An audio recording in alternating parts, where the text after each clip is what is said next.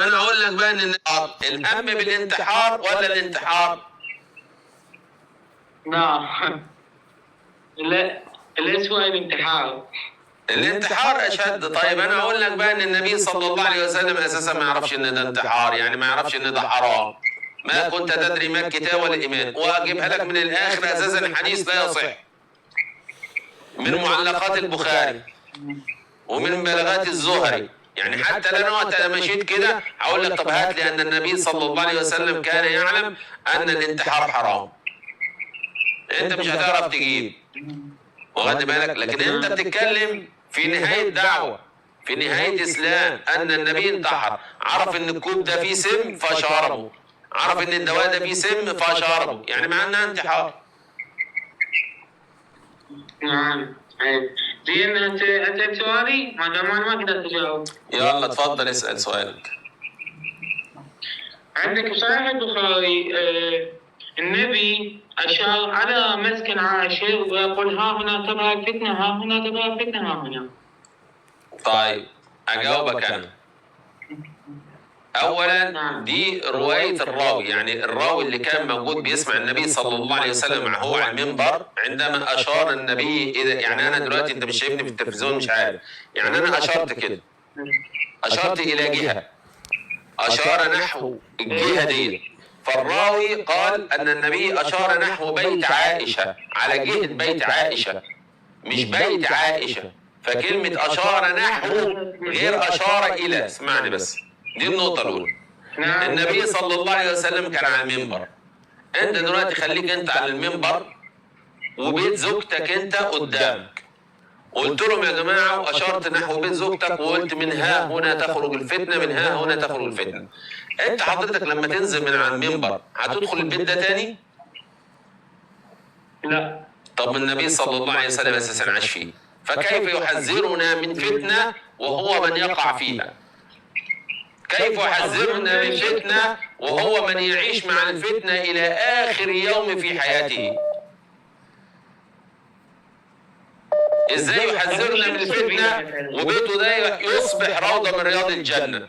ازاي يحذرنا من الفتنه ويدفن في البيت الذي قال من ها هنا تخرج الفتنه؟ طب شنو مثلا قصده بالرواية؟ الروايه اساسا كان بيشير نحو جهه، نحو جهه دي اللي هيخرج منها الفتنه الكبرى. تمام؟ فالله المستعان. أشكرك شيخ. العفو استاذ. وانا عندي بعد سؤال، بس السؤال يطول مثلا اذا شرحت. عندك سؤال انت تاني يعني؟ سؤال يعني جزء يطول عود مثلا مال عمر. عمر ابو بكر لما قال عن النبي يهجر.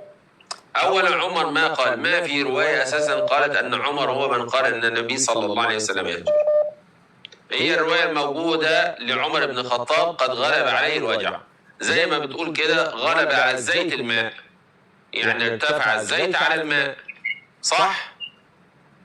نعم. طيب ما هي القصه هنا، يعني النبي هو عمر اساسا. نرجع بالقصه الاول واحده واحده.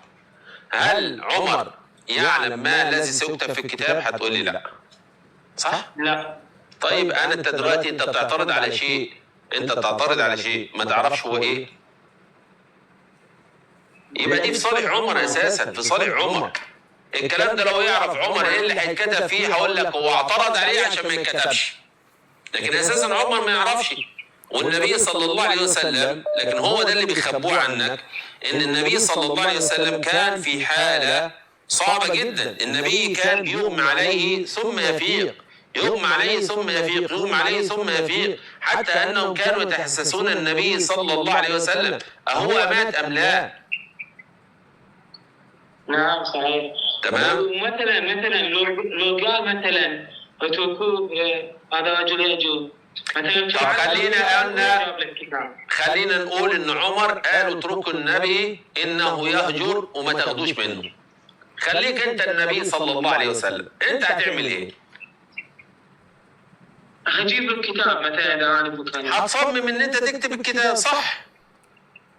ايه. طيب ما هي دي القضيه كلها. يعني حتى لو افترضنا ان الصحابه كلهم عن بكره ابيهم اعترضوا، اليس النبي مامور بالتبليغ؟ يا أيها الرسول بلغ ما أنزل إليك من ربك وإن لم تفعل فما بلغت رسالته والله يعصمك من الناس، وعمر من الناس والصحابة من الناس. يعني بلغ ما تخافش.